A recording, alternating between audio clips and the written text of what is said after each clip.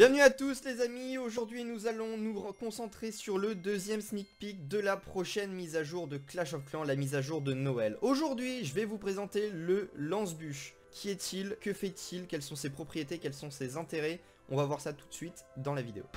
Ce lance-bûche sera donc accessible à partir de l'HDV 13 et à partir de l'atelier au level 5. Donc vous devrez améliorer votre atelier.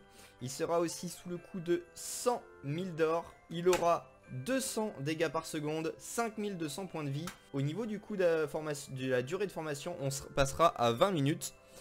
Contrairement aux autres qui étaient de 18 minutes. Il aura donc moins de dégâts par seconde qu'un démolisseur qui de son côté aura plus de 400 points de dégâts. Il fera aussi, il aura moins de vie et il ira surtout nettement plus lentement que les autres avec une vitesse de déplacement de 5, contrairement à un démolisseur par exemple qui en aura 12. Pourquoi est-ce que je compare avec le démolisseur depuis le début?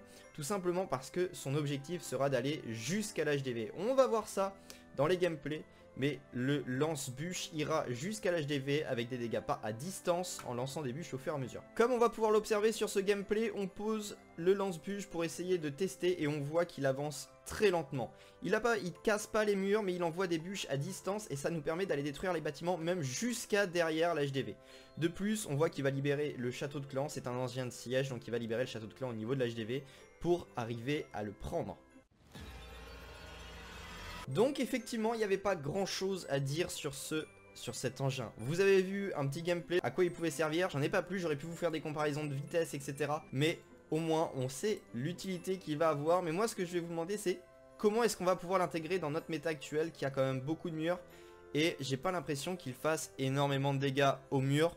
On a des dégâts de x10 pour le démolisseur, cette fois-ci on a du x4 pour le lance-bûche. Est-ce qu'il va vraiment réussir à aller jusqu'à l'HDV? Est-ce que son objectif sera uniquement de funnel, de détruire quelques bâtiments? Je sais pas, je vous pose la question parce que c'est une question que je me pose moi-même. Comment est-ce qu'on va pouvoir l'intégrer dans notre méta actuelle en HDV 13, sachant qu'on a déjà un démolisseur qui fait à peu près le même travail que ça. Donc, je veux savoir ce que vous en pensez. En tout cas, pour cette vidéo, c'est terminé. Merci à tous d'avoir suivi tout cela. Je vous demande de vous abonner à la chaîne et de mettre un like à cette vidéo. Merci à tous, bye.